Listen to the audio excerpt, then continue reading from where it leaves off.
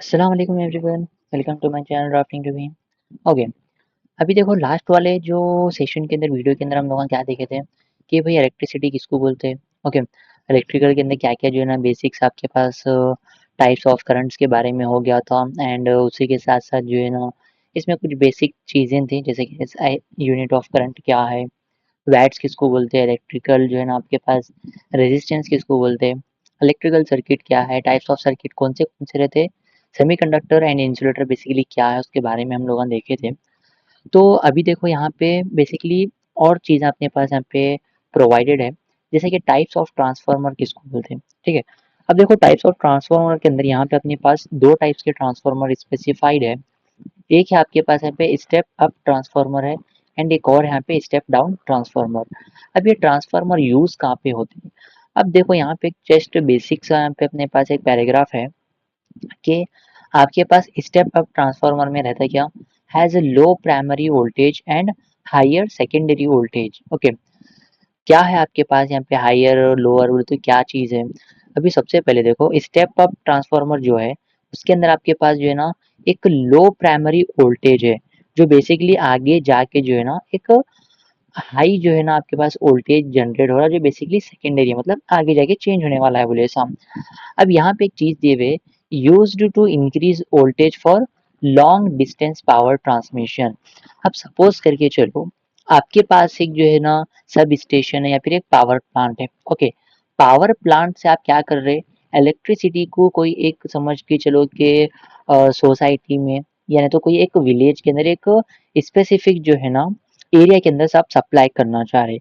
तो वहाँ पे हमारे को सबसे पहले ट्रांसफार्मर जो लगे हुआ रहता हमारे पावर स्टेशन के पास या फिर पावर प्लांट के बाद, तो वहाँ पे अपने पास जो है ना यहाँ पे तुम्हारे पास स्टेप अप ट्रांसफार्मर लगे हुआ रहेगा।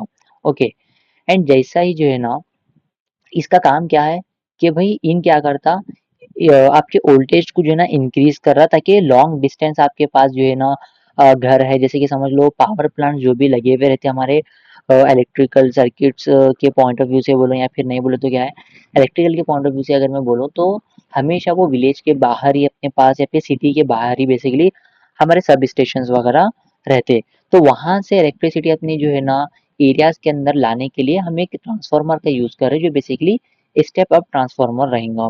एंड नेक्स्ट जो दिए हुए स्टेप डाउन ट्रांसफार्मर, ये कहाँ पे यूज होता, अब इसके अंदर क्या है, has high primary voltage and low secondary voltage.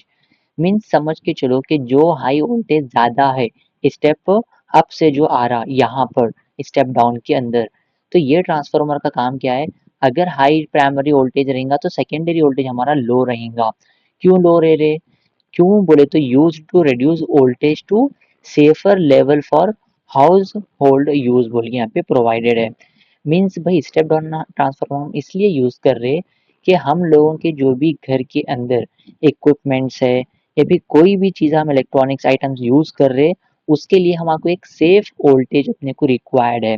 तो वो पॉइंट ऑफ व्यू से हम लोग वहाँ पर हमारे घरों के पास जो ट्रांसफार्मर रहेगा वो बेसिकली आप करेंगे स्टेप डाउन ट्रांसफार्मर। तो बेसिकली 2 टाइप के ट्रांसफार्मर दिए हुए हमारे को हमारे सिस्टम्स के हिसाब से, एक रहेगा स्टेप डाउन, एक रहेगा आपका स्टेप अप। 2 टाइप के ट्रांसफार्मर हैं एंड यहाँ पे बेसिक सा उसका जो है ना डेफिनिशंस यहाँ पे प्रोवाइडेड है। अब ये सारी चीज़ें होने के बाद नेक्स्ट क्या दिए हुए कि सर्किट कंपोनेंट्स क्या-क्या रहते हैं। जैसे कि हम लोगों ने लास्ट वाले क्लास में सेशन में हम लोगों ने देखे थे कि भाई इलेक्ट्रिकल सर्किट क्या रहता, है ना? तो अब यहाँ पे जो है ना सर्किट के हिसाब से उसमें क्या-क्या कंपोनेंट प्रोवाइडेड रहेंगे या फिर अवेलेबल रहेंगे। सबसे पहली चीज़ है power source. A device like a battery or generator that supplies electrical energy. Okay, for example के लिए अब हम लोगों के पास समझ के चलो कि हम लोग कोई बैटरी यूज़ कर रहे या तो कोई जनरेटर यूज़ कर रहे, उसका काम क्या है, खाली इलेक्ट्रिसिटी को सप्लाई करना उसका काम है। तो हमारे पास सबसे पहला कंपोनेंट है पावर सोर्स। और ठीक है, पावर सोर्स के अंदर हम 2 चीज़ें एग्जांपल के लिए यूज़ कर रहे हैं, बैटरी एंड जनरेटर। एंड उसके बाद यहाँ पे दिए हुए हैं लोड। ओके, सेकंड चीज़ है लोड। लोड क्या है, ए device that use electricity. For example के लिए लाइट बल्ब हो गया, फैन हो गया एंड इसी के पॉइंट ऑफ व्यू से अब आगे आपका एयर कंडीशन सिस्टम हो गया, रेफ्रिजरेशन हो गया, तो सारी चीज़ों को आप जो है ना यूज़ कर सकते हैं, जो बेसिकली हमारे पास लोड के अंदर कंसीडर होता। नेक्स्ट यहाँ पे प्रोवाइडेड है आपका कंडक्टर, ठीक है। कंडक्टर बोले तो बस वाला नहीं है, ठीक है। इसके अंदर करंट कंडक्टर बेसिकली क्या है बोले तो ये material that allows electric current to flow through it. For example के लिए कॉपर वायर यहाँ पे प्रोवाइडेड है, ठीक है।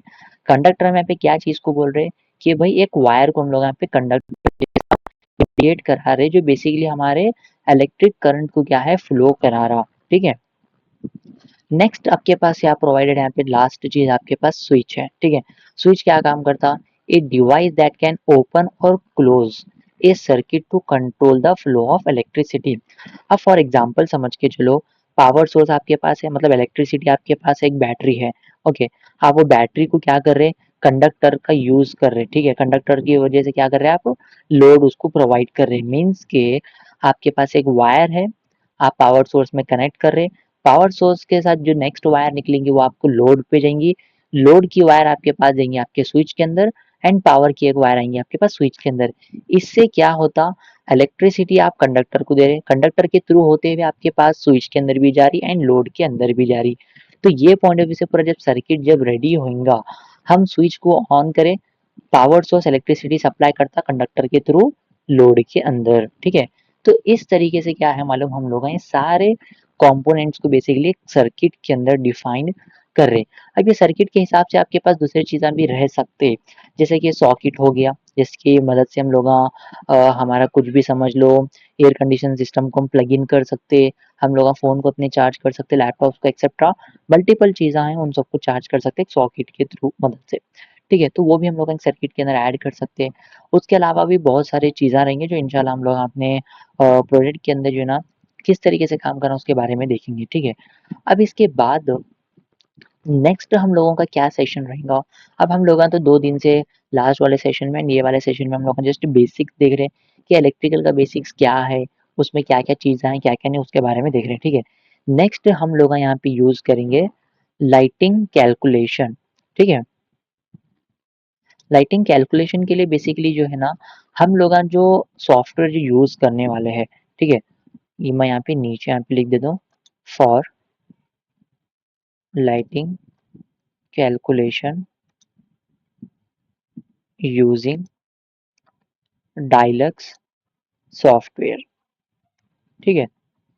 तो हम लोग जो है ना बेसिकली लाइट कैलकुलेशन या फिर लाइटिंग कैलकुलेशन के लिए हम लोग एक सॉफ्टवेयर यूज़ कर रहे हैं जो रहेगा बेसिकली आपका डायलक्स सॉफ्टवेयर रहेगा, ठीक है। अब डायलक्स के अंदर कैसा रहता कि हम लोग जो है ना कंप्लीटली उसके अंदर हमारा ऑटोकैड का प्लान ऐड करके उसके अंदर एक स्पेसिफिक समझ लो 10 बाय 10 का रूम है, ठीक है। फॉर एग्जांपल समझाने के लिए बता रहा हूँ। अब अगर आपके पास 10 बाय 10 का अगर रूम रहा, अब वो रूम के अंदर कितने लाइट प्लेस करना, ठीक है, एंड वो लाइट का क्या वोल्टेज रहेगा, क्या कंजम्पशन रहेगा, क्या नहीं, ठीक है। उसके हिसाब से हम लोग सारी चीज़ें डायलक्स के अंदर चेक कर सकते। एंड मैं जो है ना नेक्स्ट वाले वीडियो में डायलक्स को कैसा इंस्टॉल करना, ठीक है, कैसा जो है ना हम सॉफ्टवेयर ले सकते हैं, कैसा नहीं, मैं सारी चीज़ें आपको जो है इन डिटेलिंग जो है ना इंशाल्लाह कवर अप करने की कोशिश करूँगा, ठीक है। उसी के साथ-साथ जो है ना हम लोगों का डायलैक्स में क्या काम रहेगा, ऑटोकैड की फाइल को कैसे हम लोगों उसके अंदर इंसर्ट करना, उसमें कैसे काम करना, एंड क्या टाइप्स के हम लोग कैटलॉग्स यूज़ करने वाले हैं, क्या नहीं। इंशाल्लाह सारी चीज़ों को इन डिटेलिंग में देखेंगे। जैसे हम एचवीएसी में लोड कैलकुलेशन हम लोग ऐप में किए थे, सेम हम लोग का डायलैक्स में भी पूरा इन डिटेलिंग डॉक्यूमेंटेशन पे कैसा काम करना है, फाइल को ऑटोकैड में कैसे एक्सपोर्ट करना है, क्या नहीं, इंशाल्लाह सारी चीज़ों को देखेंगे। होपफुली आप लोग सारे जने एक्साइटेड होंगे रिवीट इलेक्ट्रिकल सर्विस को लेके।